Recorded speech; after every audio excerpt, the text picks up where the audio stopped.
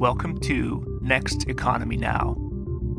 The goal of this podcast series is to highlight the leaders who are taking a regenerative, bioregional, equitable, democratic, racially just, and whole systems approach to creating the new economy.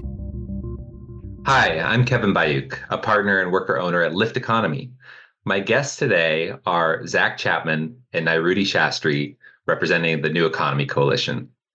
Zach comes to the Solidarity Economy movement with a background in food systems organizing, development strategy, donor organizing, and wealth redistribution campaigning. Prior to joining the New Economy Coalition, Zach worked for Food to Power, where they facilitated the transformation of a food reclamation project into a community wealth building organization.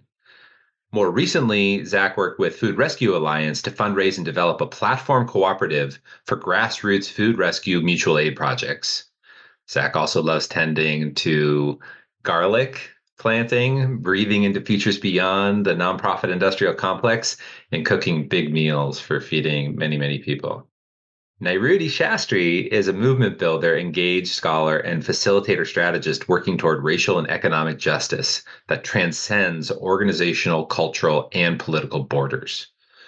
Nairuti is a founder and principal of Nuance Research Strategy and Consulting, LLC. Nairuti works with teams, organizations, and communities to both kind of hospice out the business as usual economy and bring birth or midwifery work to the new in pursuit of more just economic futures. Full disclosure, Nairuti has done some work for Lift Economy. We hired Nairuti to help on some projects, and I'm really thrilled to have both of you on Next Economy Now to talk about some of the really important work that you're doing with the New Economy Coalition around the Solidarity Economy Funding Library and some of your other work if it comes into the conversation. Zach and Nairuti, welcome to Next Economy Now. Thanks so much for having us. Totally our pleasure and our privilege. So Zach and Nairuti, maybe taking turns, can you tell us a little bit about your life journey that brought you to this work? Obviously, it's an edit of an amazing life that we can never capture in a short recording, but I'd love to hear how you arrived here. All right, I'll go ahead and jump in first. So kind of a storied past, as I'm sure everyone brings to the table. So I'll just share some highlights. The first one being that this journey for me kind of started when I moved to the United States with my parents as an immigrant back in 2001. I was born in India, in Ahmedabad, which is located in sort of the western part of the country. And we moved here because my mom secured a tech job in the sort of Dulles metropolitan area and that sort of airport corridor, which was really typical of a lot of Gujarati Americans moving to the States at the time. So we moved in June of 2001, and we all know what happened September of that same year. And so what was intended to be this sort of move laced with opportunity and whatever mythos of the American dream that we believed was actually a really intense racialization process that I don't think I, as a 6-year-old, or my parents really could have expected. And that was probably the first time that I really started to see the connections, didn't have the language for it, but was able to see the connections between race and the economy. And so it wasn't until university that I was able to study sociology and sort of tether my personal experience to these broader forces of empire and labor and capital and sort of make sense of my own kind of migration journey and how it fit into these broader forces that shape both the American economy as well as the global economy. And so for a long time, I was kind of like, okay, this is the work that I want to be doing. I really want to be operating at sort of the nexus of racial and economic justice. And, I always joke, I'm like, I sucked at economics in college. I was by far the thing that made the least sense to me. And now I kind of look back and laugh because that's very much what my career has been built on. And maybe, ironically, it's probably a good thing that I didn't understand economics the way that it was taught in school. And so it really wasn't until I was working with Beloved Economies, really focusing on how do we leverage work, both as a social institution and a practice, to serve as sort of a lever to affect economic change in the US. And I kind of assumed I knew what I was going to get into and the kind of main learnings from that But one that really surprised me in some ways was that one of the key drivers of beloved economic activity in the United States that we found through our research and kind of practice with dozens of groups and communities around the country was that capital, financial capital, trust-based transformative financial capital really served as what we're calling sort of an enabling condition of beloved economies. And at the same time, knowing that, that was sort of the first time I was really able to see all of those invisible strings that were attached to that kind of capital.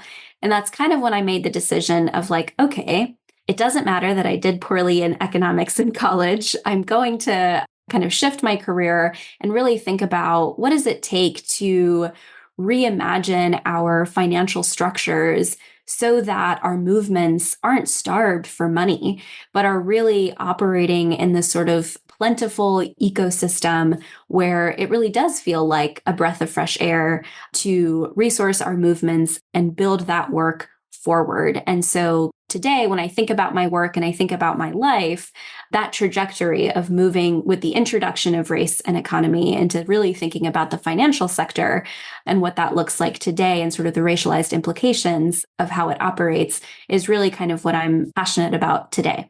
I'll pass it over to you, Zach. Thanks so much, Nairuti, for sharing that. Yeah, so I was born and raised under the illusion of coming from a middle-class family. I was raised in Jersey, shout out to Jersey, to a white family. I went to public school from K through 12, and it wasn't until my experience of going to college and learning that I didn't have to worry about debt that I had my first kind of realization of my class consciousness, which is really foundational to the work that I do and what brings me to the work of wealth redistribution in particular.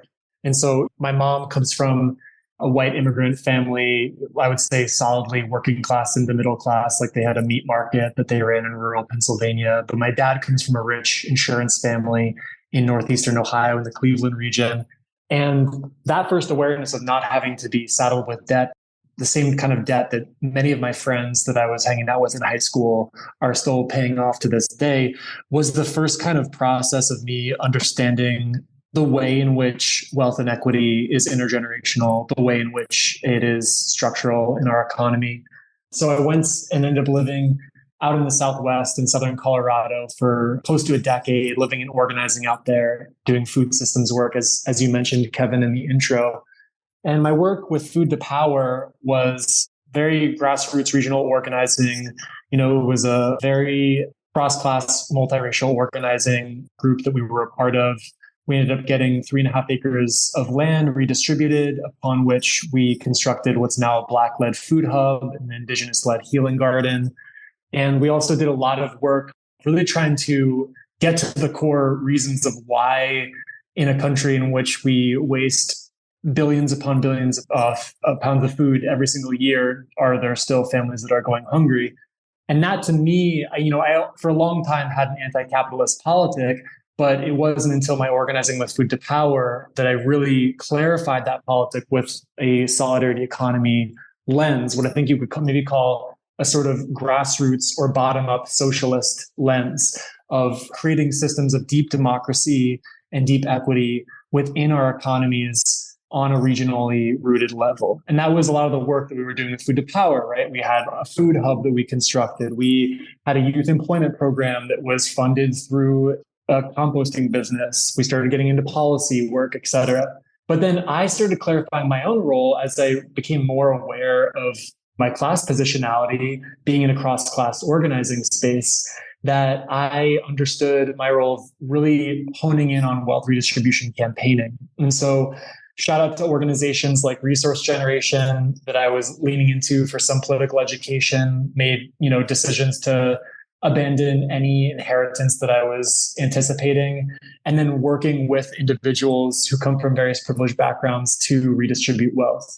And so then I ended up working for a New Economy Coalition about 3 years ago. We're a membership-based network representing the solidarity economy movement in the US. We have about 150 members who are doing everything from building the worker cooperative movement to the public banking movement to the community land trust movement, et cetera. And the work that really brought me there was, I'd say, like a deep, deep fascination, bordering on obsession of trying to understand how do anti-capitalist social movements fund themselves? How have they resourced themselves in the past? How are we resourcing ourselves during the current political juncture we're in right now?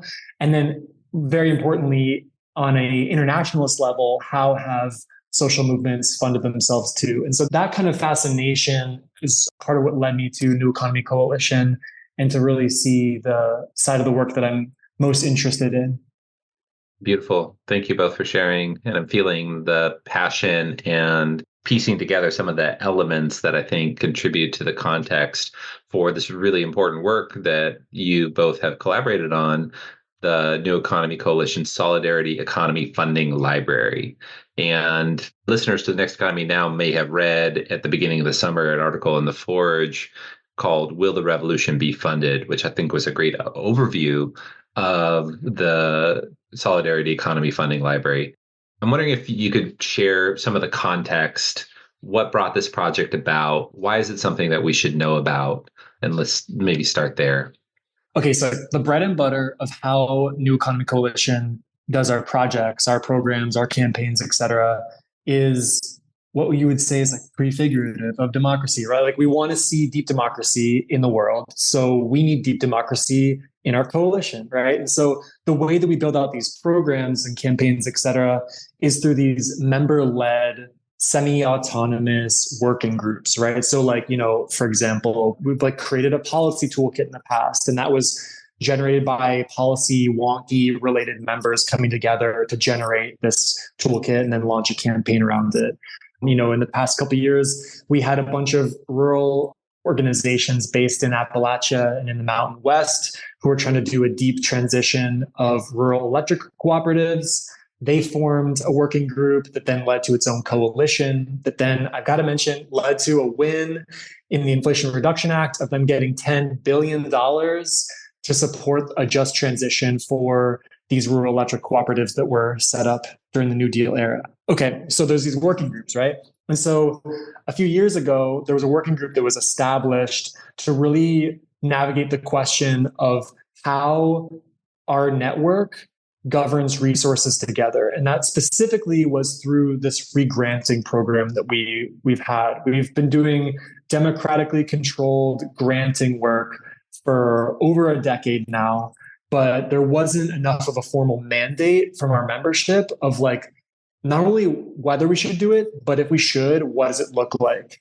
And so this working group was founded close to 2 years ago with that specific question. And the initial idea was, okay, we're going to make a new regranting fund or something, which we ended up doing. It's a regionally rooted fund that's funded by our own member dues and supports regional connections across our membership. It's really, really great. But there were 5 steps that were before that came up in conversation of our members. And these were questions around the lack of transparency of how the solidarity economy movement, not to mention wider social movements, how they fund themselves, right? And then there were also these questions around needing to establish principles of how we govern resources collectively. So out of that working group came first these really amazing resourcing agreements that are currently on the Funding Library website that serves as a tool for social movement organizations to really talk about how they engage with funders, how they collectively govern resources, et cetera. But then the second thing that came out of that was this idea of having a funding library that could support in building out that transparency that I was talking about a second ago. So the long and the short is that we govern our programs, our campaigns collectively. They come out of needs from our movements. A need was seen, and then members acted on it. And so then we worked with Nairuti as the project manager to really build this thing out. So I think I'll pass it to you on that, Nairuti. Yeah, thanks, Zach, for teeing up that context. One thing I'd really love for listeners to know about this process, and not just the library itself, is that it really was democratically governed and kind of brought to life a lot of the resourcing agreements that Zach alluded to in terms of how is this stuff actually done and practiced. And so happy to report that it was, in fact, a very collaborative and co-creative process. And so First, I'll just start off by saying for folks who have not taken a look at the Solidarity Economy Funding Library, what is it? So you can find it on NEC's website, neweconomy.net/funding library. And it's a resource for organizers, activists, researchers, anybody who is looking to find funding opportunities that are really going to expand and advance the solidarity economy movement. And those funding opportunities on the library presently fall into, I would say, three kind of principal categories. So the first is any kind of grant-based capital. So dollars that you do not need to pay back that are offered anywhere from big foundations to smaller community governed funds, all of that good stuff. The second are what we're kind of terming non-extractive opportunities, investment opportunities. So let's say you're, launching a worker cooperative and need some investment that is values aligned and understands some of the legal and financial infrastructure of a cooperative. You'll find opportunities for that on there. And the third is non-extractive lending. And so again, while investment, there's an expectation of returns, we're really trying to focus on not just kind of market rate returns, 10x venture capital BS, but are really focused on what does it look like to have non-extractive lending and investment processes that allow folks to grow out their dreams and visions and not be in some of those debt cycles that Zach was alluding to in their introduction. And so that's what the funding library is. Now, how did we get here? Who's included? I figure that the listeners of this podcast are dorky enough to want to know about that. So I'm going to give you a little bit of a clue into that process. So as Zach mentioned, one of the key goals of this project was really to kind of deconstruct the black box of funding for solidarity economy movement groups.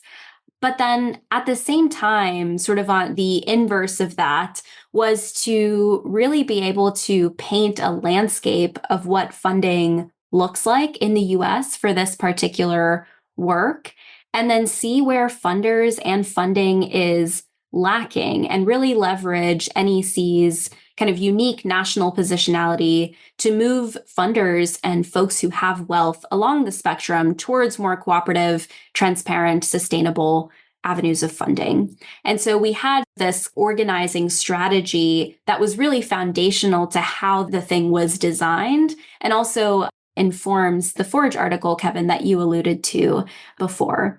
And so once we had some of that ethos pinned down, then we were like, okay, who do we really want to include? So we talked about those three types of capital, but then we knew that there were a couple of different criteria that we wanted to prioritize. So the first was funders were really included in this database if they had some mention or reference of operating in alignment with those resourcing agreements that Zach alluded to earlier.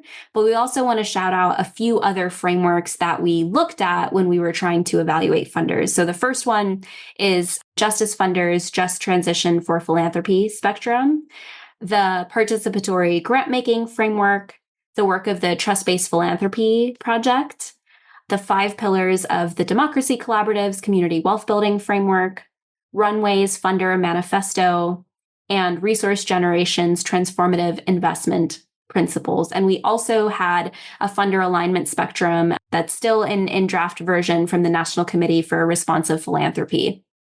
So those were frameworks that we really wanted to make sure were amplified and highlighted as we were sort of selecting funders from this database from a values alignment perspective. The second thing, and this was really something we heard from members of NEC, was that there aren't a ton of funders out there that, one, are place-based in their funding practices, and two, understand that the value of place-based investment is not just to kind of recreate some sort of weird isolationist local control world, but it's in fact, how are we using place-based funding to build out almost the regional building blocks of a broader solidarity economy ecosystem? And so you'll notice that there are place-based hyperlocal funders, so funders who are only funding rural Americans in Wyoming, right? But are cognizant of how funding folks in that space and in that kind of affinity category really does expand the work of solidarity economy, regenerative agriculture broadly across the US and eventually globally. So that's kind of how we figured out, okay, these are the two kind of criteria that we're looking at to incorporate folks in.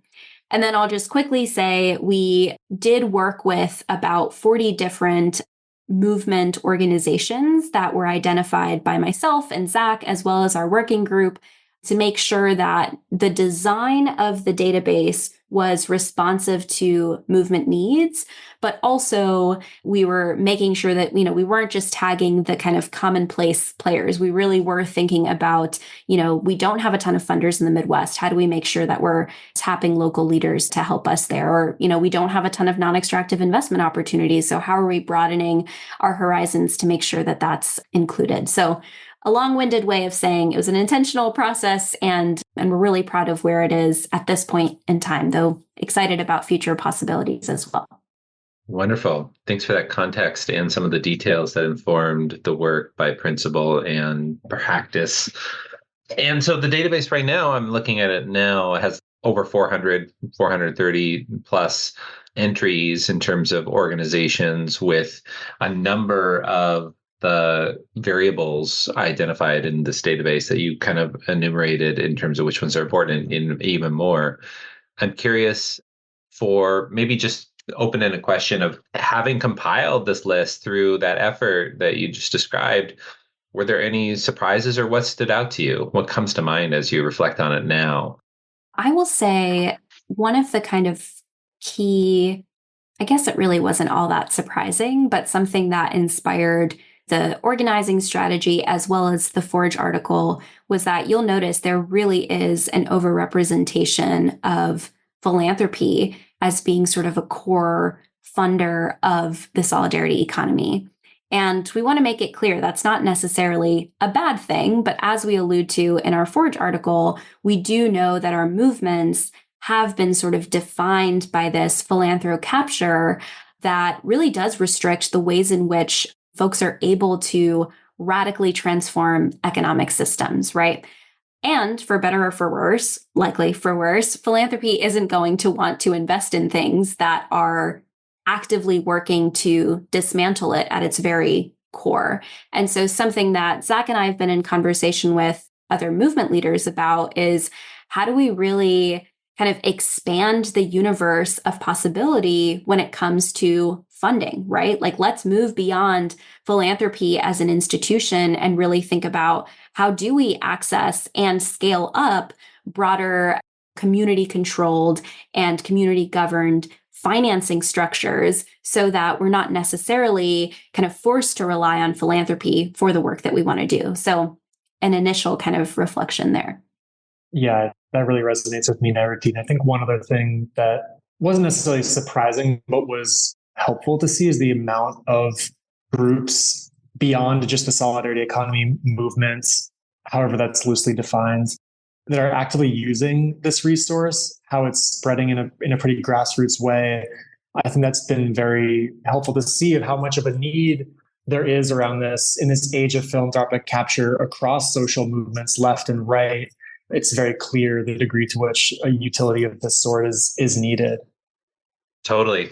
I can imagine right now there's an organization looking at that database and just celebrating the transparency that you brought to what was such a opaque kind of discovery and expensive by time and resource world to kind of figure out what's even out there.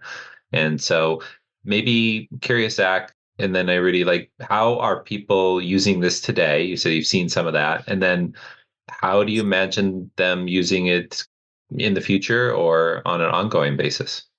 Yeah. So right now, the way it's structured, right, is, as Nairuti mentioned, it's a website that's largely rooted in an Airtable form that is publicly accessible and that is consistently being updated on a weekly basis, both to include open requests for proposals, but also to be adding like a pretty significant backlog of hundreds of funders that we're still adding.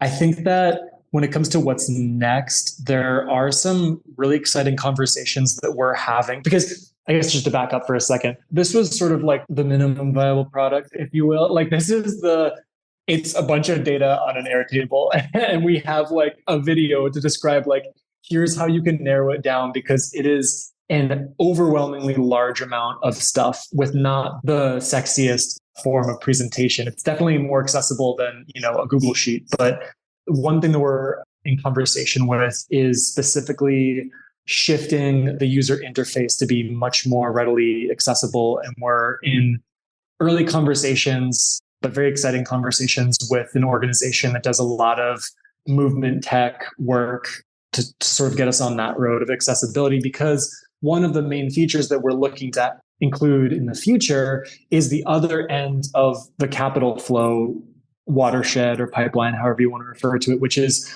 what are all the shovel ready projects that are out there that are in relationship with a wider movement ecology. So I can't tell you how many conversations I've had with wealth advisors, capital stewards, et cetera, that are like, I've heard of this organization and it seems like they're seeking a non-extractive loan for their worker co-op, but I don't know, quote unquote, how legit they are. And that's actually, at the end of the day, is, obviously investors need to do their own due diligence, but by virtue of having a readily accessible website that shows all the groups that are, say, Right to the City Alliance members or Climate Justice Alliance members or New Economy Coalition members who have shovel-ready projects, that already does some semblance of due diligence to help aggregate the groups that are in relationship with a wider movement ecology. And I'll pass it to Nairuti to talk about some of the other things that we've been getting into as well.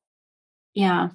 One reason I love working with Zach is all about sexy tech. And I'm like, yes, let's do it. As someone who's not a techie, but can appreciate what tech can lend to our movements, I'm here for it. Wait, let it be clear. I am a Luddite, though. Like, I am 100% a Luddite. I just like things to be like easy and accessible. Yeah. Totally. I'm here for it.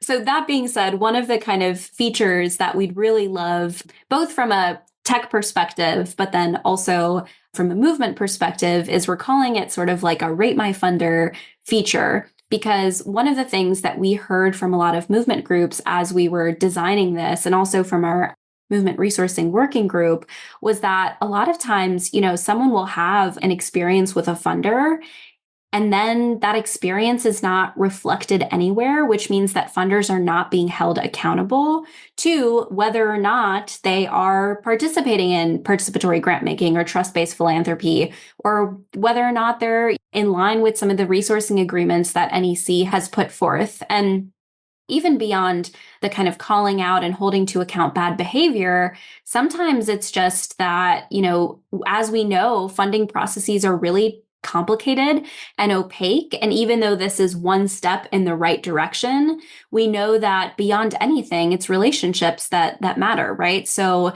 Kevin, if Lyft is applying to a particular grant that later NEC is interested in learning more about, Lyft and NEC really should be in conversation with one another, so that we're able to kind of leverage, again, that collective power of movement to be able to hold funders to account, and to make sure that the funding processes are responsive to the fundees and not just convenient for funders.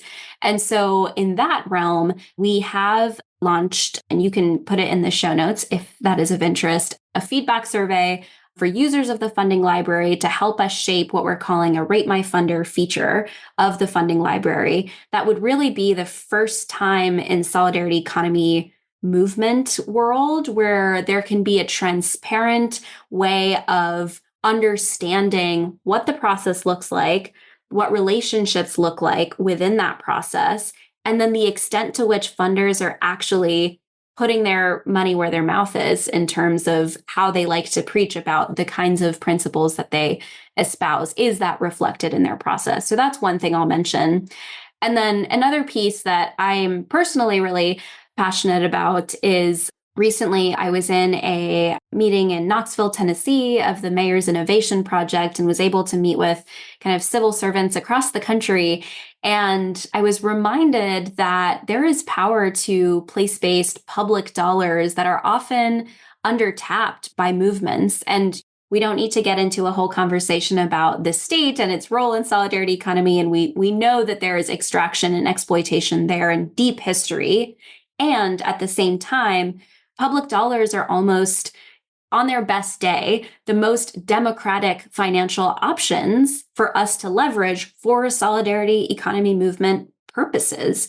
And so something I'd really like to work to build out, and I know is something NEC has been thinking about, and we're thinking about which partners to tap, is how do we have sort of a public dollar category of the kind of capital that's there? We did a very small pilot with a great consultant, Tara Mohtadi, who helped us to kind of have a cursory overview of some public dollars. So there are a handful of records in that Airtable of public money, but we want to make sure that it's more comprehensive and, again, is really leveraging our own dollars for the benefit of a more democratic economy. So wanted to put that in there as well.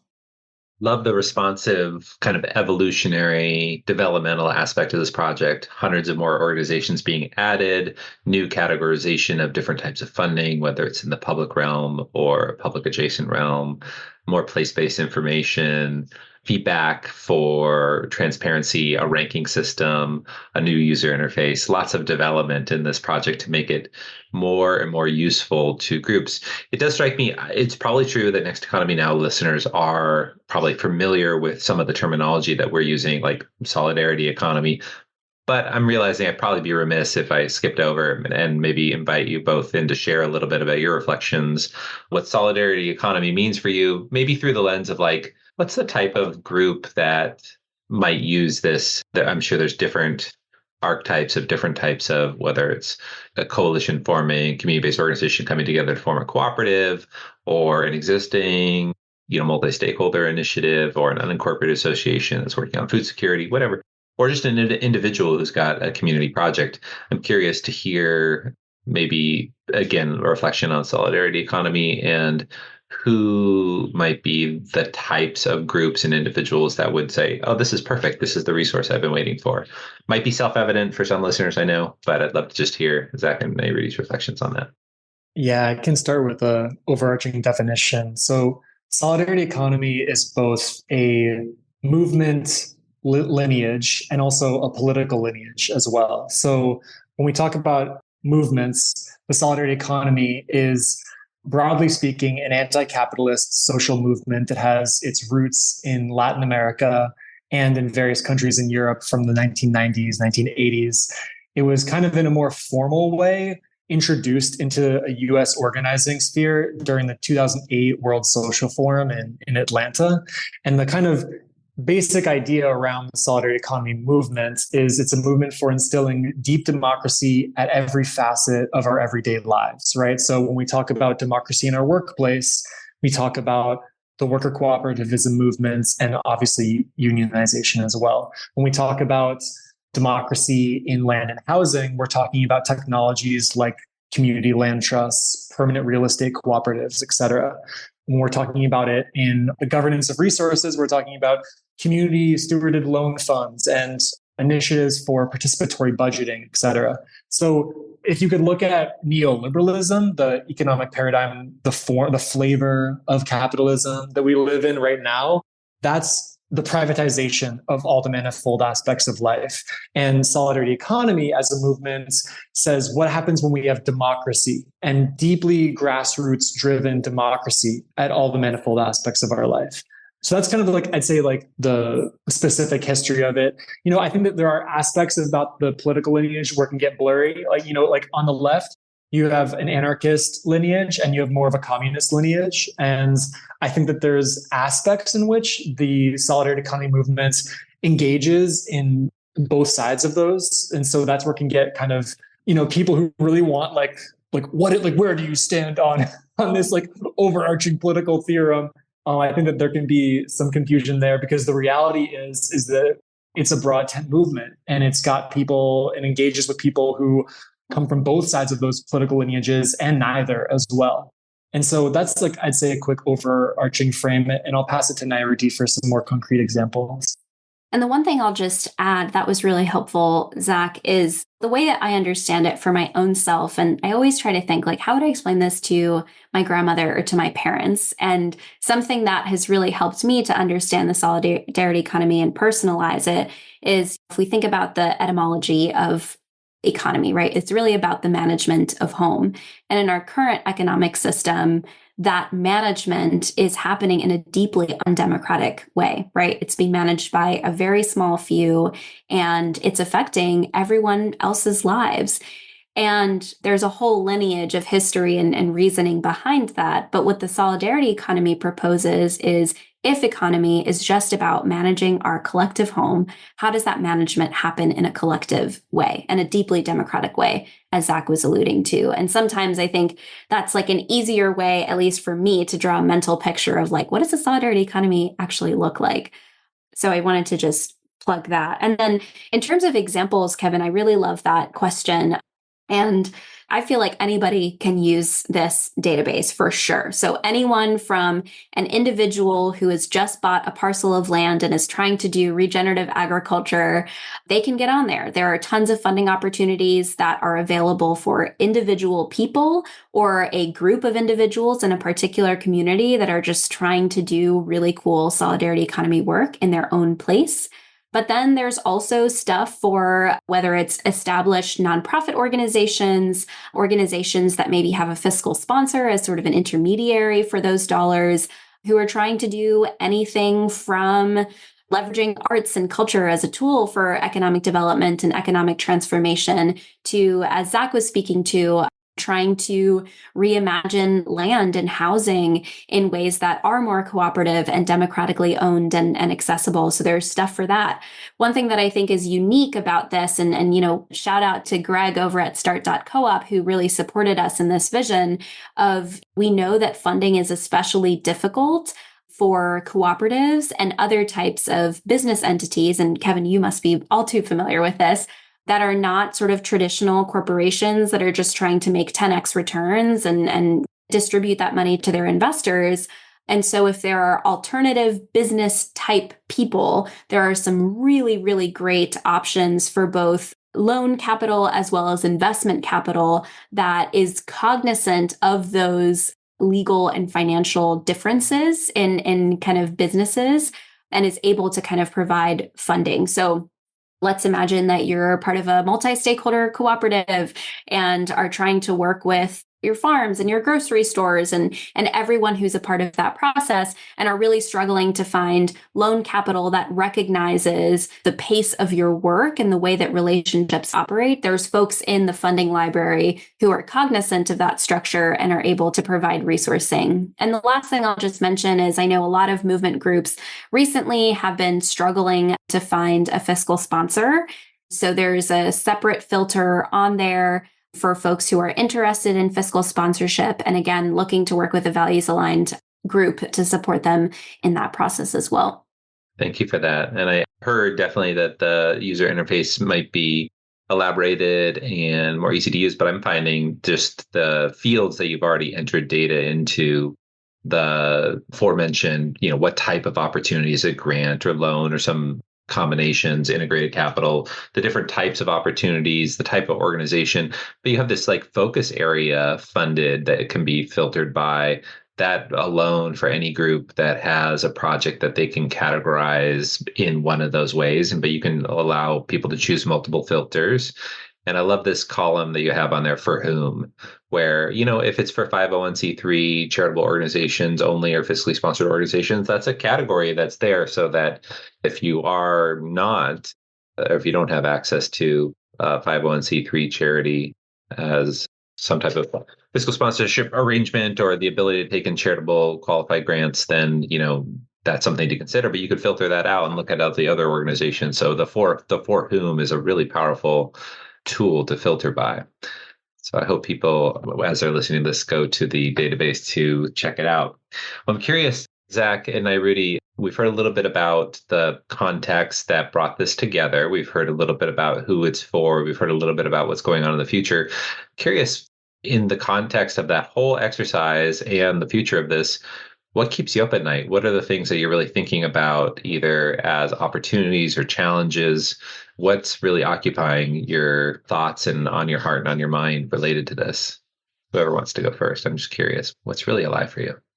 Okay, so what's keeping me up at night is fascism, is encroaching authoritarianism, and the way I am seeing in 2024 philanthropic foundations responding to the threat of fascism. So to explain, right, like there are very clear and material threats, legal forms of legal repression that we're seeing enacted on how the solidarity economy movement, a broader left, progressive, liberal funding ecology works. Like, most recently we've seen this with the Fearless Fund, which is an Atlanta-based fund that supports Black women entrepreneurs getting severely targeted. And the way in which they were targeted was through an old 19th century civil rights act that has a stipulation around like how contracts are basically drafted.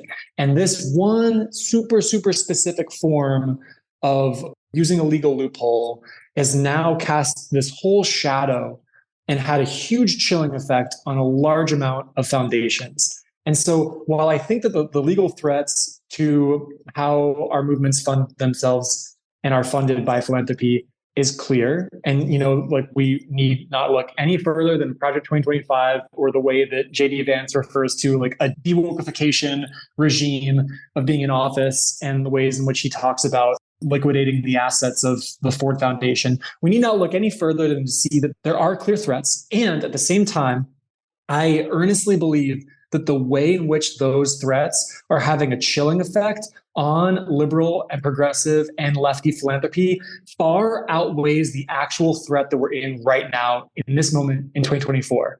And I think that those two things in combination of like very clear legal threats, but then them being not like they're not being an earnest look of like, okay, what actually happened to the Fearless Fund? And does that actually relate to my foundation? Yes or no? And should this be an excuse for me to erase my commitments to funding Black and Indigenous and identity specific portfolios? That's one of my main things that's keeping me up at night right now. But what about you, Nairuti? I think what keeps me up at night is likely related. I think something that really inspires me about our movement is that there is fantastic, very progressive place-based work happening all over the country. And people are working every single day to reimagine ways that we can manage our collective home. At the same time, however, the challenges that folks are facing, at least in my experience as a practitioner and working with communities, has been, there's something they're bumping up against that makes it really difficult for them not to scale in the kind of typical capitalist sense of the term, right? Like no one's out here trying to build the next Walmart. However, it can be really challenging when there's a group, let's say in St. Louis, that's building a community investment fund and is faced with a totally different set of circumstances than another group in Denver, also building a similar fund. And there isn't a lot of connective tissue across those two regions. And so what keeps me up at night is when we think about funding solidarity economy movements, and when we think about the purpose at the end of the day of funding this kind of distributed ecosystem of projects, is we're not just doing it so that, it's like, oh, well, that's cute. The main paradigm is neoliberalism. It's still capitalism. But here are these cute projects on the side that are supporting this community over there that's been disinvested in for centuries. It's not about that. At the end of the day, what we're trying to do and what we're working towards is full-scale, broad-spectrum economic transformation. And what keeps me up at night is that not all funders are thinking about that because it threatens their very existence. And so one of the best pieces of advice I've ever gotten in my life, and I really take it to heart in every project and every workplace I go to, is, are you in the business of putting yourself out of business? And if the answer is no, you need to reinterrogate that. And if the answer is yes, then how are you shifting your day-to-day practices as a funder, your day-to-day processes to ensure that your funding entity and organization, especially if you're a foundation, actually doesn't exist in the future? And not just because you've spent down and have not supported your communities, but because you've built capacity within communities to self-fundraise, self-govern, and really move towards, again, that collective management of home. And so I want that to be very clear about the ethos of this project, but also the ethos of any kind of transformative financial sector work that folks are doing with solidarity economy principles at the core. Thank you both for the vulnerability, honesty, and passion behind what's keeping you up at night and how important and consequential those topics are, and how I see in your work aspects of addressing those concerns and thoughts. I guess one thing for the Next Economy Now listeners that I'd be curious is, and we've already mentioned the feedback. Nairuti, you mentioned going to the feedback form that's on the website. How can a Next Economy Now listener help? So if somebody who's listening right now is saying, wow, this is really exciting. What can we do to help? Yeah. Well, the first thing they can do is use the library and share it with all of your people and let them know that there is a resource there. It is actually, again, a very co-created project. So if there are funders in there that you've had a poor relationship with in the past and you want to let us know, there's a way to kind of submit feedback as sort of an interim tool before we have sort of a more expansive Rate My Funder feature. If there are funders that you've worked with in your own region or locality or your focus area that aren't captured, please do include that. We want to, again, reify that the funding landscape does not have to be a zero-sum game. We don't have to be in competition with one another. And actually, if we're not, it actually builds out that funding ecosystem in more ways than one. And so there's a section for there to provide that kind of feedback. And then finally, as a user, if there are ways in which this library kind of two things. One, meets your need and is at least saving you 20 to 30 to 40 minutes of your time as a fundraiser or a resource mobilizer. We want you to let us know so that we can use that data to support our own resourcing to bring this into the next kind of iteration. And then two, if there are elements or features that are missing for your specific type of work. So for example, I know we've gotten feedback of folks who are working to design cooperatives for marijuana. They've really struggled to find funding because of the sort of legal ramifications of legalization. So those are the kinds of nuances that we want to know about so that we're able to, again, build those into the database and sort of expand our user base and make sure it's really available to everyone who wants to use it. Excellent. That's good, clear guidance as to how Next Economy Now listeners can dig in and help and support New Economy Coalition in this important work. Zach, curious, maybe on the flip side of what's keeping you up at night, maybe it's also keeping you up at night, but what are you really excited about? You did mention a few things, but is there anything, particular projects, either discovered through the library work or something you've been tracking recently that just really is bringing you enthusiasm? Maybe it's some prefigurative project, or maybe it's the membership of NEC itself. You mentioned 10 billion for these rural electric cooperatives from the IRA, the fund that came together. That's an amazing membership achievement that I think is worth celebrating. Are there other things that have your attention that you're like, wow, I really want to share about this thing that's alive that I'm tracking? Yeah. Yeah, what's keeping me up at night is I've been drinking coffee too late in the day. No, there is some really, really incredible work that's happening on the ground right now. I'd say when we look at the scale of the past just 5 years, the amount of non-extractive, movement-anchored lending that I'm seeing going on to really support and build out these various projects that we're talking about, whether they be decommodifying land and housing or collectively stewarding resources together or building out worker cooperatives, is nothing short of astounding to me. I think, like looking at the way in which Seed Commons, for example, Seed Commons being a cooperative of community governed loan funds, the scale at which they've been operating and how much they've grown over recent years has been astounding to see.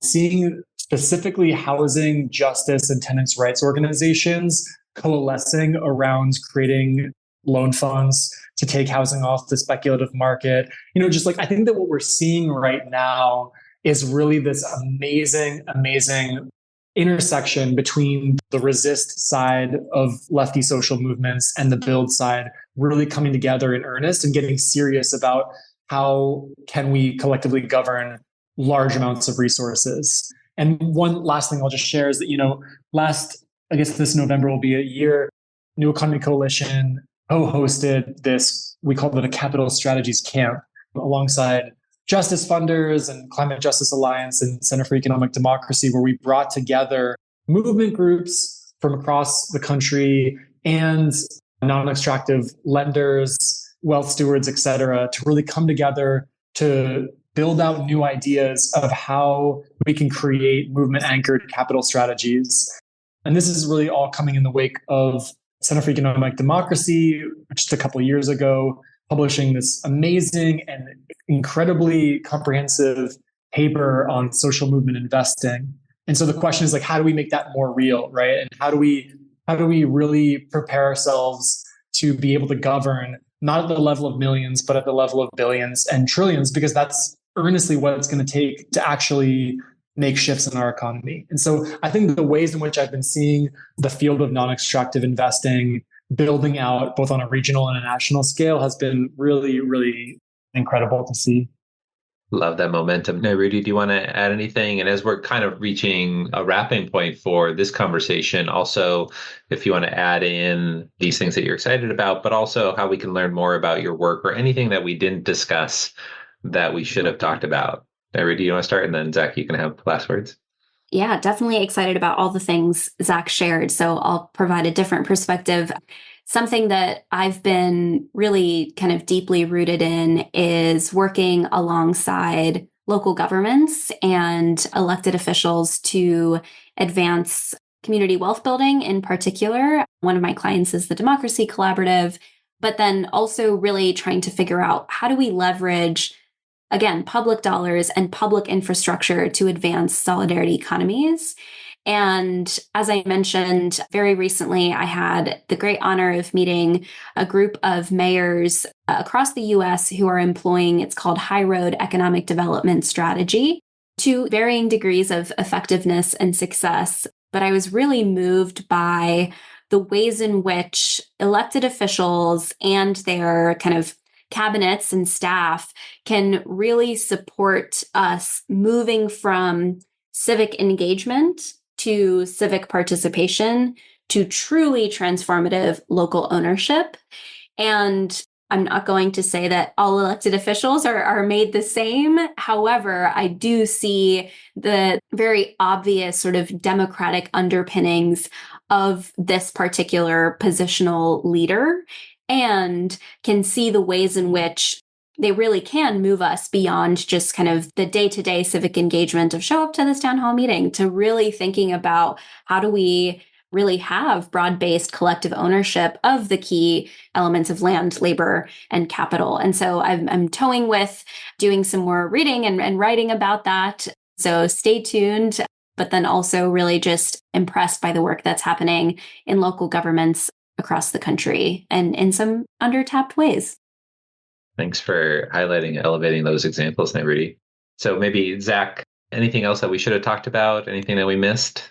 I'd say a lot of this conversation, because we were talking about the funding library, sort of fits within to refer to our article, like the organizing within philanthropy bucket of things. But I did just want to make a quick plug of like our argument. And there's ways in which this is not exactly a new argument, but what we're really arguing for in this paper, the Forge article, is that we need to be doing much better work of organizing people who are doing strategies that work within philanthropy, but also, very crucially, people and groups that are organizing outside of philanthropy and against philanthropy. And so I think that we didn't have as much time to get into what organizing outside of philanthropy, what organizing against philanthropy really looks like. And I did just want to make really center that as the way in which we are understanding the political juncture that we're at right now, because I think that there are aspects, if we just talk about, say, like the funding library